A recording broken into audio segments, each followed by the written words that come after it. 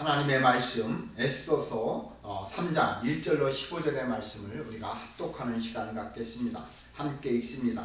그 후에 아하수에로 왕이 아각 사람 함무다다의 아들 하만의 지위를 높이 올려 함께 있는 모든 대신 위에 두니 대궐문에 있는 왕의 모든 신하들이 다 왕의 명령대로 하만에게 꿇어 절하되 모르드게는 꿇지도 아니하고 절하지도 아니하니 대궐문에 있는 왕의 신하들이 모르드게에게 이르되 너는 어찌하여 왕의 명령을 거역하느냐 하고 날마다 권하되 모르드게가 듣지 아니하고 자기는 유다임을 알렸더니 그들이 모르드게의 일이 어찌되나 보고자 하여 하만에게 전하였더라. 하만이 모르드게가 무릎을 꿇지도 아니하고 절하지도 아니함을 보고 매우 노하더니 그들이 모르드게의 민족을 하만에게 알림으로 하만이 모르드게만 죽이는 것이 부족하다고 생각하고 아하수에르의 온 나라에 있는 유다인 곧 모르드게의 민족을 다 멸하고자 하더라. 아하수에르 왕 제12년 첫째 달 곧 니산원에 무리가 하만 앞에서 날과 달에 대하여 부르 곧 제비를 뽑아 12째 달 곧 아다라를 얻은지라. 하만이 아하수에르 왕에게 아뢰되 한 민족이 왕의 나라 각 지방의 백성 중에 흩어져 거하는데 그 법률이 만민의 것과 달라서 왕의 법률을 지키지 아니하오니 용납하는 것이 왕에게 무익하니이다. 왕이 옳게 여기시거든 조서를 내려 그들을 진멸하소서. 내가 은 1만 달란트를 왕의 일을 맡은 자의 손에 맡겨 왕의 금고에 드리리다 하니 왕이 반지를 손에서 빼어 유다인의 대적 곧 아각 사람 함무다다의 아들 하만에게 주며 이르되 그 은을 내게 주고 그 백성도 그리하노니 너희 소견에 좋은 대로 행하라 하더라. 첫째 달 13일에 왕의 소리간지 소집되어 하만의 명령을 따라 왕의 대신과 각 지방의 관리와 각 민족의 간원에게 아하수에르 왕의 이름으로 조서를 쓰되 각 지방의 문자와 각 민족의 언어를 쓰고 왕의 반지로 인치니라. 이에 그 조서를 역졸에게 맡겨 왕의 각 지방의 12달 고 아다월 13일 하루 동안에 모든 유다인을 젊은이 늙은이 어린이 여인들을 막론하고 죽이고 도륙하고 진멸하고 또 그 재산을 탈취하라 하였고 이 명령을 각 지방에 전하기 위하여 조서의 초본을 모든 민족에게 선포하여 그날을 위하여 준비하게 하라 하였더라. 역졸이 왕의 명령을 받들어 급히 나가매 그 조서가 도상 수선에 반포되니 왕은 하만과 함께 앉아 마시되 수산성은 어지럽더라. 아멘. 우리가 지금까지 살펴보았던 1장 2장에서는 에스더서에 등장하는 중요한 인물인 아하수에르 왕과 에스더 그리고 모르드게를 소개하고 이제 3장에서는 그 악한 인물로 등장하는 하만이 나옵니다. 하만은 지난주에 모르드게를 소개하면서 말씀하셨듯이 아멜렉 족속의 후손인 아각 사람 함무다다의 아들로 나오고 있습니다.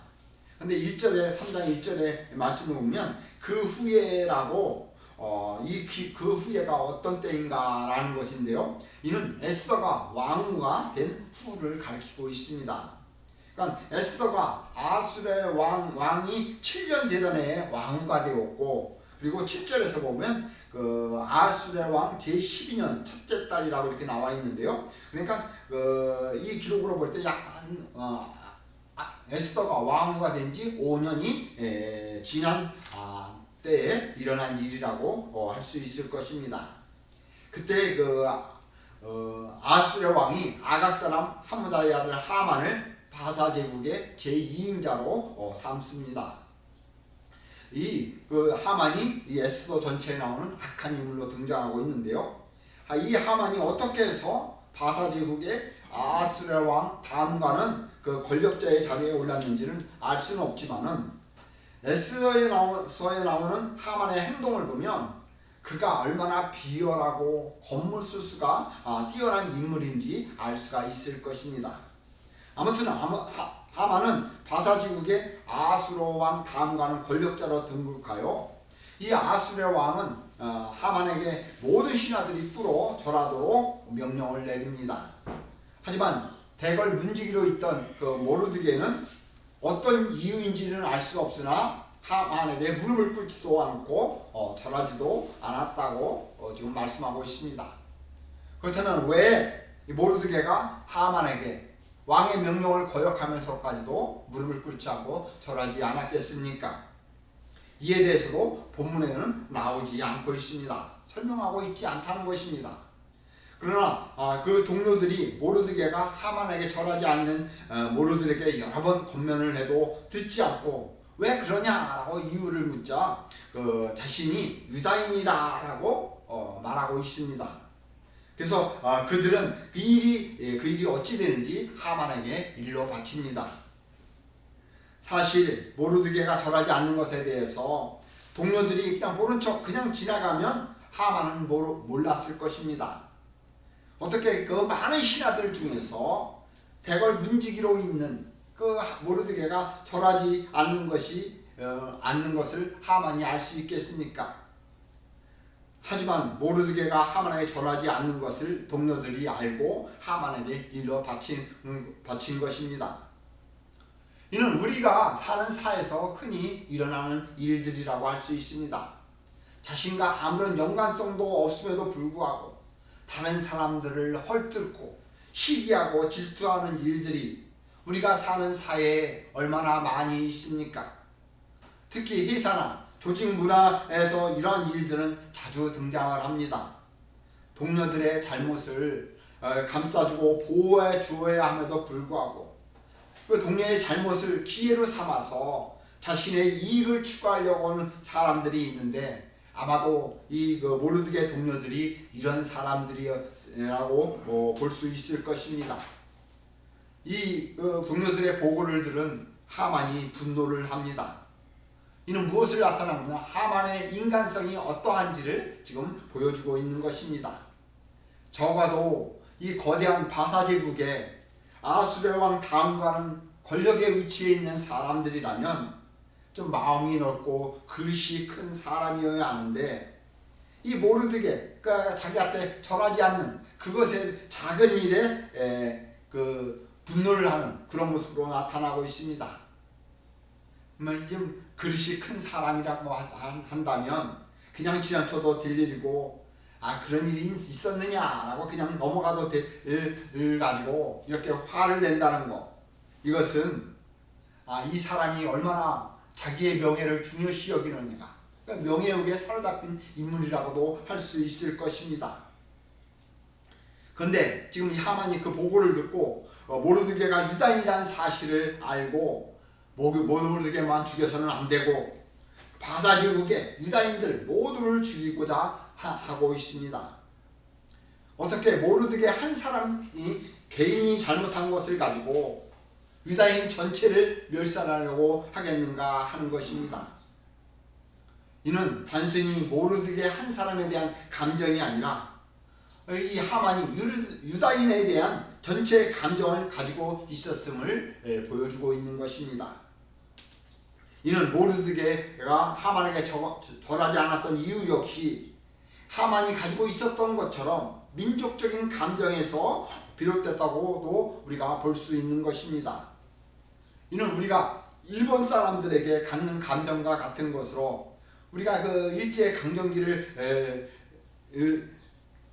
지내왔기 때문에 공연히 우리는 주는 것도 없이 일본 사람들이 밉지 않습니까? 바로 이 모르드게와 하만의 관계가 그런 관계가 아닌가라는 생각이 듭니다. 이는 지난주에 살펴보았듯이 이스라엘 첫 번째 왕이었던 사울이 하나님의 말씀에 순종해서 아말렉 족속들을 모조리 멸절하였다면 이런 일들은 벌어지지 않았을 것입니다. 하지만 당시 사울왕은 자신의 유익을 따라 백성의 소리를 듣고 하나님의 말씀에 불순종함으로 말미암아 지금 후대에 와서 이런 지금 어려운 지경에 빠지게 된 것입니다.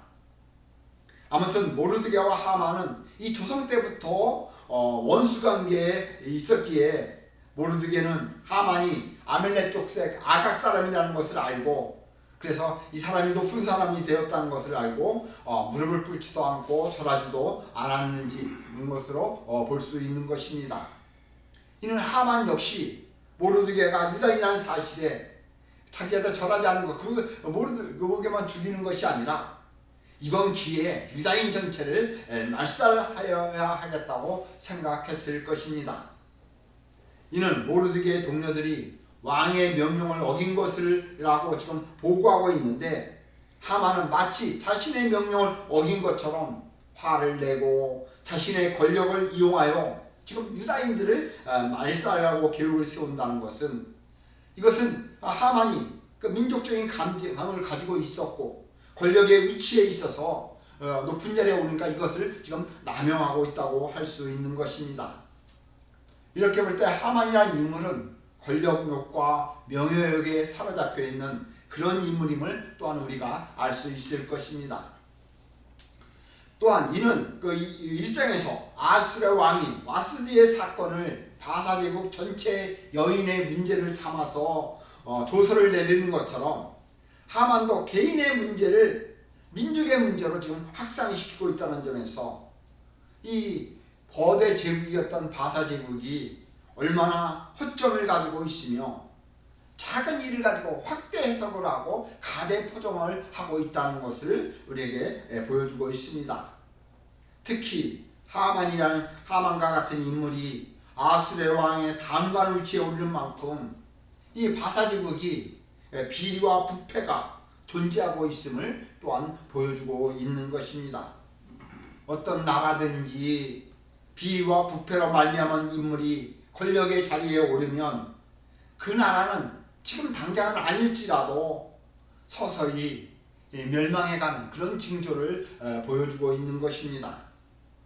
따라서 이 시대에 우리가 지방 분권 시대를 우리가 살고 있는데요, 비도덕적이고 비윤리적이고 권력욕이나 명예욕에 사로잡힌 이런 인물들이 한번 어떤 권력의 자리에 한번 오른다고 생각하면 어떻게 되겠습니까?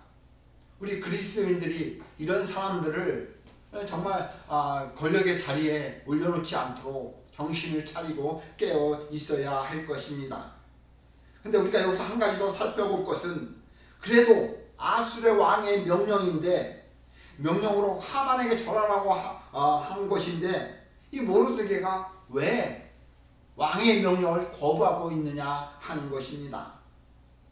모르드게가 민족적인 감정에 절하지 않는 것이 잘못 아닌가라고 우리가 생각할 수 있을 것입니다. 왕의 명령을 따르면 아무런 일도 아무런 문제도 생기지 않는데, 지금 그 왕의 명령을 어김으로 말미암아서 자신뿐만 아니라 유다 전체 민족이 말살될 위기에 빠졌다는 것입니다. 모르드게 한 개인의 감정과 민족적 자존심 때문에 유다 민족 전체가 위기에 빠지게 했느냐 하는 것입니다. 그런데 그것에 대해서도 오늘 3장에서는 아무런 답을 우리에게 주지 않고 있습니다. 그렇다면 이게 우리가 권력의 어떤 명령에 따르지 않는 것이 과연 옳은가 라고 우리가 생각할 수 있는데요, 로마서 13장 1절의 말씀을 보면 각 사람은 위에 있는 권세들에게 복종하라. 권세는 하나님으로부터 나지 않음이 없나니 모든 권세는 다 하나님께 정하신 바라 라고 말씀하고 있습니다. 그러니까 권위는, 모든 권력의 위치는 악한 권력이라 할지라도 하나님께서 그에게 권위를 부어주시고, 그래서 질서를 세워나가기 때문에 어떤 권력이라도, 악한 권력이라도 우리가 순종할 것을 말씀하고 있고요, 예수님의 가르침 속에서도 악한 권위에 복종하라라고 말씀하고 있습니다.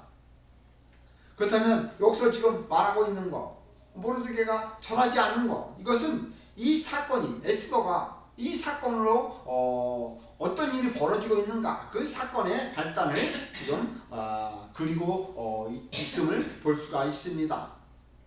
따라서 본문의 교훈은 우리로 하여금 이 시대 하나님의 나라 백성으로서 영적으로 깨어 있어야 함을 말씀하고 있는 것입니다. 베드로전서 5장 8절의 말씀을 보면 근신하라 깨어라 너희 대적 마귀는 우는 사자와 같이 두루다니며 삼킬자를 찾나니라고.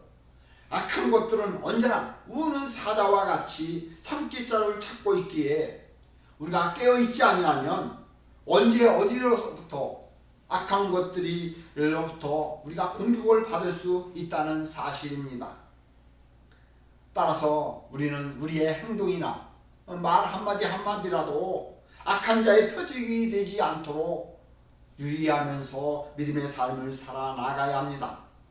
이 시대에 우리가 하나님의 나라 백성으로서 거룩한 삶에서 벗어나지 않도록 유의해야 하며 어떠한 상황에서도 슬기롭게 대처할 수 있는 지혜와 분별력이 필요한 시대가 바로 이 시대이기 때문인 것입니다.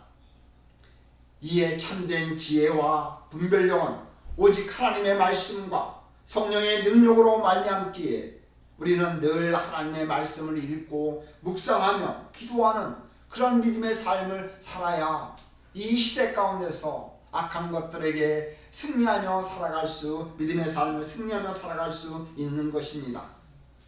하만은 유대인을 말살하는 날을 제비를 뽑아 12월 곧 아달월로 결정을 합니다. 제비 뽑은 날이 정월 곧 니산월이라고 말하고 있는데 우리 달력을 하면 이 니산월은 4월이나 5월쯤 정도 됩니다. 그리고 아달월은 2월이나 3월 정도 됩니다. 그러니까 유대인을 맞서려는 기간이 약 한 11개월, 12개월, 한 1년 정도 기간이 있는 것입니다. 이 기간은 하만에게 있어서 계획을 세우고 정치적으로 조작할 수 있는 충분한 기간이지만은 또한 동시에 이 계획이 무산될 수 있는 충분한 시간이기도 한 것입니다. 하만이 이렇게 이 시간을 1년의 긴 시간 동안에 거쳐서 정한 것은 우리가 예전에 정월이 되면 토종비결을 보는 것처럼 그 당시 풍습으로 정월에 제비를 뽑는 풍습이 있었습니다. 그래서 1년의 운세를 결정하는 그런 점을 쳤는데요. 아마 이들이 이렇게 해서 니산월에 유대인을 말살하자라고 날짜를 정한 것으로 보여지고 있습니다. 아무튼 하만은 날짜가 정해지자 본격적으로 이 계획을 실행에 옮기는 행동을 취합니다. 그래서 먼저 왕으로부터 허락을 받기 위해서 그 왕을 설득하러 들어갑니다. 왕궁에 들어가서 그래서 그 설득에 있어서 그 왕에게 말을 하는데요. 아수르 왕에게 하만은 유대 민족을 한 민족이라고 민족의 이름을 밝히고 있지 않습니다. 그러니까 이 민족이 바사지국에 있어서 그렇게 중요한 민족이 아님을 지금 말하고 있는 것입니다. 그리고 그 민족이 흩어져 산다라고 말하고 있는데요. 이것은 그들이 별 실체가 없는 무리임을 말하고 그들이 법률이 다른 민족과 달라서 왕의 법률을 지키지 않는다고 또 말하고 있습니다. 그러니까 이는 한마디로 얘기해서 이 민족이 바사지국에 아수르 왕에게 아무런 유익을 주지 않는 무익한 존재들이라고 왕을 지금 설득하고 있는 것입니다. 물론 유대인들이 포로로 잡혀와서 민족이 흩어져 사는 것, 그것은 틀린 말은 아닙니다. 그러나 법률이 다르다는 것은 이 바사제국도 인정하는 그 당시 정책입니다. 다 민족으로 여기 그 바사제국이 거대한 나라이기 때문에 여러 민족이 살고 있기 때문에 그 민족들의 문화, 그들의 법률들을 수용해서 정책을 폈던 바사제국에 있어서 이것은 큰 문제가 될 수가 없었던 것입니다. 그런데 지금 하만이 말하고 있는 것은 유대인들이 그 종교적인 간섭을 왕의 법률을 지키지 않는다라고 지금 유대인들의 종교적 풍습을 지금 왜곡해서 지금 왕에게 어떻게 보면 이간질하는 그런 고소를 지금 하고 있는 것입니다. 그리고 하만은 자신의 제안을 확실하게 하기 위해서 은 1만 달란트를 왕에게 바치다겠다고 제안을 하는 모습을 볼 수가 있습니다. 그래서 은 1만 달란트는 약 한 300톤 정도 됩니다. 그래서 제가 인터넷에서 요즘 은 시세가 어떻게 되나라고 계산을 해보니까 이게 한 300억 정도 됩니다. 그러니까 적지 않은 큰 돈인데요. 이는 어떻게 보면 그 왕에게 뇌물을 지금 바치고 있는 것이 아닙니까? 그러니까 뇌물을 바친다는 것은 내 제안이 잘못되었다는 것을 시인하는 것임에도 불구하고 아수르의 왕은 이를 알아채지 못합니다. 은 1만 달란트는 그 당시 그 바사 왕국의 1년 예산과 맞먹는 아주 큰 돈이었기 때문에 이 아수르의 왕은 아마 기가 솔깃했을 것입니다. 비록 좀 시간이 흘렀지만 그 아수르 왕이 그리스와 전쟁을 하고 나서 그 전쟁에서 패하고 돌아와 그 얼마나 패하고 나면 그 전쟁에 나가면 많은 그 습득물을 가지고 와야 되는데 패하고 나니까 전쟁에 들어간 소유물자도 있고 국가에 많은 재정의 손해를 보았을 것입니다.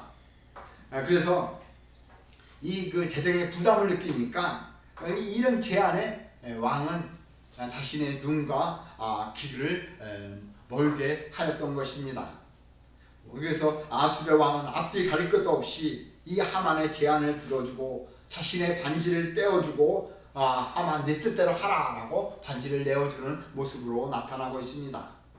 근데 그 11절의 말씀을 보면 그를 내게 주고라고 지금 말하고 있는데요. 이 말이 마치 왕이 하만의 뇌물을 받지 않는다는 것처럼 묘사하고 있지만은 이는 단지 그 체면상 거부하는 것이지 지금 그 아수르 왕은 그리스와의 전쟁에서 패하고 나서 그 국고의 사정이 좋지 않은 상황에서 그 큰 액수를 거절할 이유가 결코 없었을 것입니다.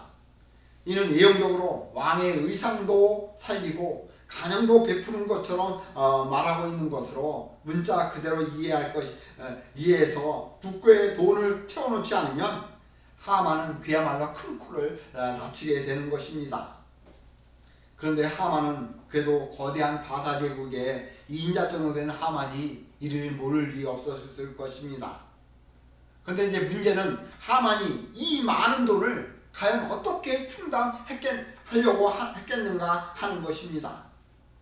그가 이렇게 큰 돈을 왕에게 바치면서까지 유다인들을 말살하려고 하는 이를 추진하는 이유가 무엇이겠습니까?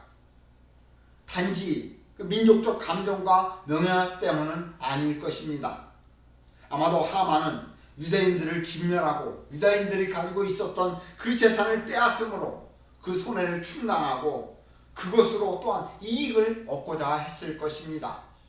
그렇지 않겠습니까? 손해라는 장사를 하는 사람이 어디 있겠습니까? 아마 이 배 위에는 그 하만이 이런 속셈을 가지고 있었을 것으로 보여지고 있습니다. 그렇지만 아수르의 왕은 그 백성이라는 표현을 사용해서 그 백성이 어떤 백성인지 대한 관심이 갖지 않습니다. 아수르의 왕은 누가 죽든지 자신에게 당장 이익만 되면 된다는 식으로 일을 처리하는 그런 모습을 볼 수가 있습니다. 거대한 바사 제국의 왕인 아수르는 그 백성이 어떤 백성이고 하만이 왜 자신에게 뇌물을 주고 그 백성을 처리하려고 하는지 그저 하만의 말만 믿고 그에 대해서 알아보지도 않고 일을 즉흥적으로 처리하는 그런 모습으로 나타나고 있습니다. 이로 인해서 졸지에 유대인들은 전체가 말살되는 그런 죽게 되는 위기에 빠지게 됩니다. 모르드게 한 개인의 잘못을 가지고 하만은 그동안 유다 민족에 대한 개인적인 감정을 가지고 있었던 그것을 유대인들을 이번 기회에 모조리 말살시켜야겠다라고 해서 유대인들은 전체적으로 죽을 위기에 빠진 것입니다. 한마디로 하만은 권력을 지금 남용하고 있는 것입니다. 만약 우리가 사는 시대에 뇌물에 의해서 이런 정책이 결정되고 실행된다면 우리 사회가 어떻게 되겠습니까? 힘이 없고 연약한 자들은 언제나 약자의 신세를 벗어나지 못하고 언제나 이 사회에서 버림받고 외면당하는 인간 이하의 삶을 살아갈 수밖에 없을 것입니다. 부패는 또 다른 부패를 낳고 거짓은 또 다른 거짓을 낳게 되다 보면 이 사회가 과연 온전할 수 있겠습니까? 바로 본문은 오늘 3장에서는 이것을 고발하고 있는 것입니다. 얼마나 거대한 제국이 이렇게 부실하고 부패해 있는가? 세상은 언제나 부패한 권력이 존재하게 되어 있습니다. 겉으로는 백성들에게 모든 것을 내어줄 것처럼, 공의를 행하는 것처럼 그렇게 말을 하지만은 실상은 권력 안에 부패가 언제나 존재합니다. 결코 정의가 실현될 수 없다는 것입니다.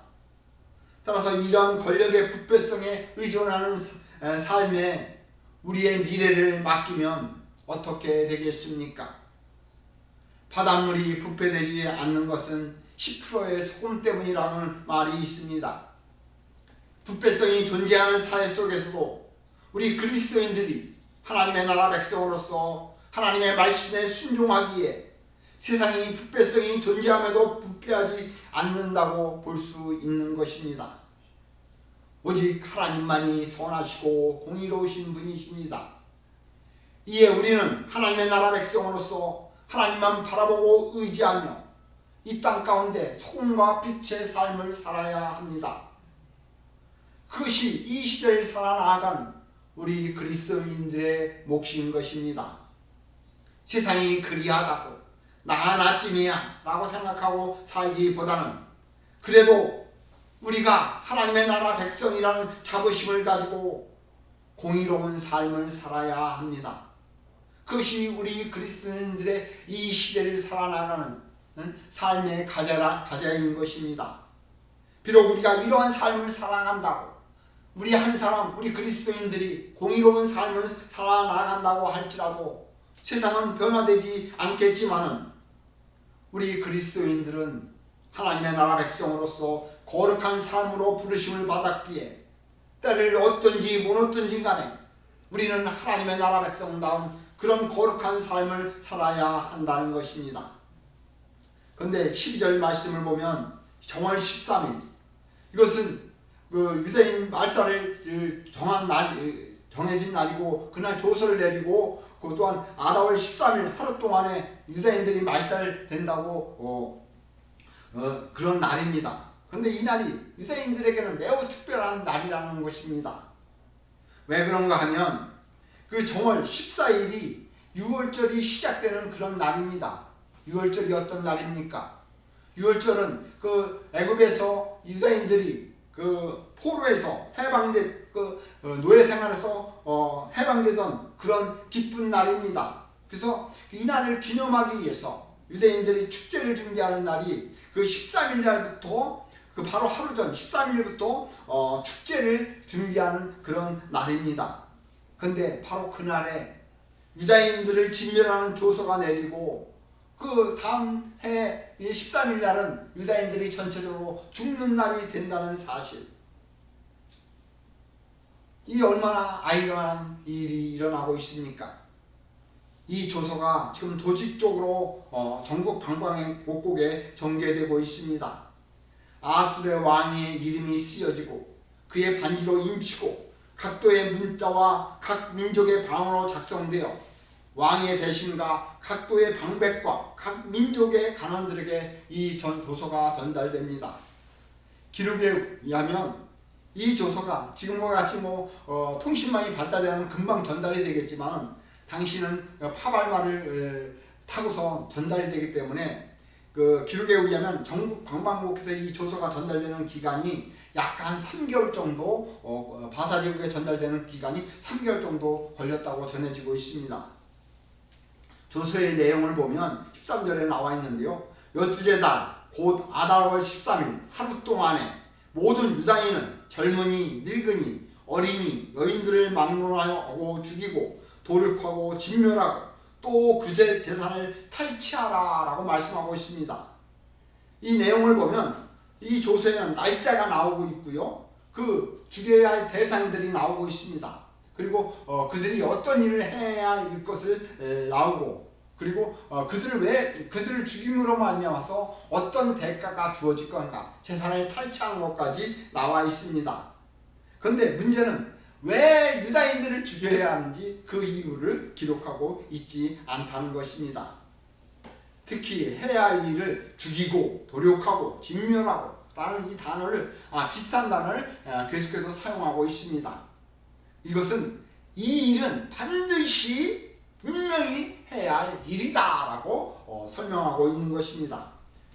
이 조서가 약 한 3개월 동안 전달되었다고 본다면 조서가 빨리 전달되는 데는 그때부터 유대인들은 공포에 떨었을 것이고 늦게 전달된 3개월 후에 받은 사람은 약 한 7개월 내지 8개월 동안은 죽음의 공포에 떨었을 것입니다.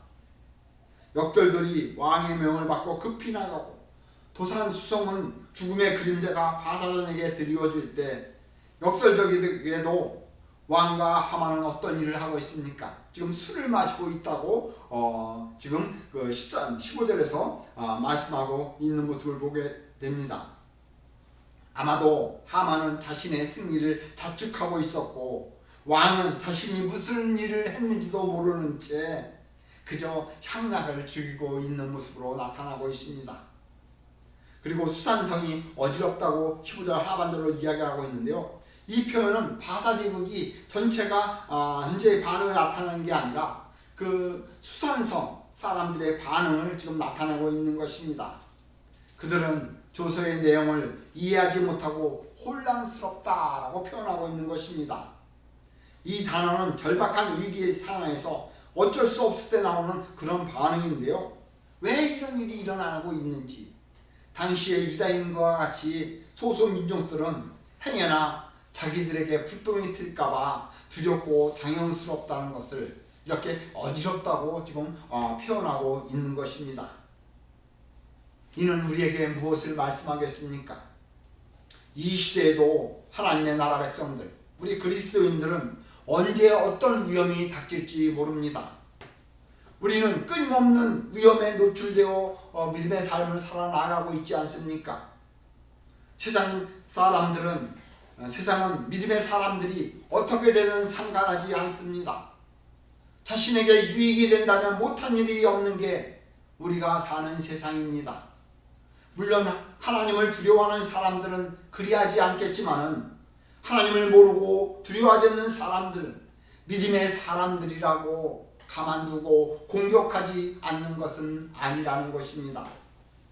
자신의 유익을 위해서 다른 사람이 어떻게 되든 상관하지 않는 것이 우리가 사는 세상입니다. 우리는 이런 것들을 악한 일이나 악한 세력이라고 말을 합니다. 악한 세력은 언제나 하나님의 백성들을 노리고 있고 악한 세력의 배후에는 항상 악한 원수 마귀가 존재하고 있다는 사실입니다. 이에 아까도 말씀드렸던 베드로전서 5장 8절을 다시 보면 근신하라 깨어라 너희 대적 마귀가 우는 사자와 같이 두루다니며 삼킬 자를 찾나니라고 말씀하고 있습니다. 왜 악한 대적 마귀를 마치 우는 사자와 같이 삼킬 자를 찾고 있다고 말씀하겠습니까? 이는 악한 대적 마귀가 마치 배고픈 우는 사자와 같이 삼킬 자를 찾고 있기 때문에 이렇게 표현하고 있는 것입니다. 이러한 시대에 과연 우리는 어떤 믿음의 삶을 살아야 하겠습니까? 오늘 베드로전서 5장 8절을 보면 근신하라 깨어라 라고 말씀하고 있습니다. 이는 우리가 정신을 차리고 깨어 있어야 한다는 것입니다. 그렇다면 우리가 어떻게 정신을 차리고 깨어 있어야 하겠습니까? 이는 우리가 사는 세상은 우리가 하나님의 나라 백성이 되었다고 우리가 저절로 하나님의 축복을 누리며 사는 세상이 아닌 것입니다. 악한 대적 마귀는 우리가 하나님의 나라의 백성이 되기 전에는 자기 편이기에 그냥 내버려두고 공격을 하지 않지만은 우리가 점점 더 하나님 나라 백성답게 살고자 한다면 점점 더 우리를 억압을 하려고 하고 더욱 공격이 강해진다는 사실을 우리는 명심해야 합니다. 이를 위해서 우리는 믿음에 굳게 서서 악한 세력과 대적하는 삶을 살아야 합니다. 따라서 정신을 차리고 깨어있는 삶은 바로 시대를 분별하는 영적인 통찰력을 소유하여야 한다는 것입니다. 시대를 분별하는 영적인 통찰력을 소유해야만이 우리가 악한 대적마귀 세력과 대적하여 승리할 수 있는 것입니다. 이것에 대해서 우리가 에베소서 6장 10절부터 20절의 말씀에도 살펴보았듯이 하나님의 전신갑주로 무장하여야 합니다. 하나님의 전신갑주는 영적인 무장으로서 우리가 갑주를 입는 것이 아니라 영적으로 무장을 해야 한다는 것입니다. 이는 하나님의 말씀을 읽고 묵상하며 기도하는 것으로 이 시대를 분별해야 하고 영적인 통찰력을 가지고 그렇게 하나님의 말씀을 읽고 묵상해야만이 영적인 통찰력을 소유할 수 있기 때문에 이것이 곧 우리가 영적으로 무장해서 세상을 이겨나가는 믿음의 삶인 것입니다. 영적으로 깨어있고 영적으로 무장하는 믿음의 삶을 살아갈 때 우리는 우리 앞에 놓여있는 수많은 정황 가운데 많은 사건들 가운데서 그 순간순간 그 사건 앞에서 이것을 어떻게 대처하고 이것을 어떻게 이겨나갈 것인가, 그것을 하나님께서 우리에게 지혜를 주심으로 말미암아 우리로 하여금 그것을 승리하게 하신다는 사실입니다. 바로 이런 믿음의 삶을 살아나가야 하는 것이 이 시대 우리 그리스도인들의 삶의 몫인 것입니다. 에스더서는 이후 과연 죽음의 의기에 물린 하나님의 백성들, 그 유대인들을 과연 하나님께서 어떻게 구원하실 것인가? 하나님께서는 자기 백성들이 멸망당하는 것을 그저 뒷짐만 지고 지켜보고 계시는 것인가? 포로 생활이 한참이나 지났음에도 불구하고 아직도 이스라엘 백성들이 하나님의 말씀에 불순종한 것에 대해서 분노하고 계신 것인가? 바사 제국에 흩어져 살고 있는 유다인의 운명에 과연 하나님은 어떤 관심을 갖고 계신 것인가? 이것은 우리도 역시 마찬가지 아닙니까? 과연 하나님이 내게 어떤 관심을 가지고 있는가? 과연 이스라엘 백성들에게 또 한 번의 그 6월절의 구원의 기적이 일어날 것인가? 이런 의문을 나타내며 다음 장으로 넘어가는 그런 모습을 보게 됩니다.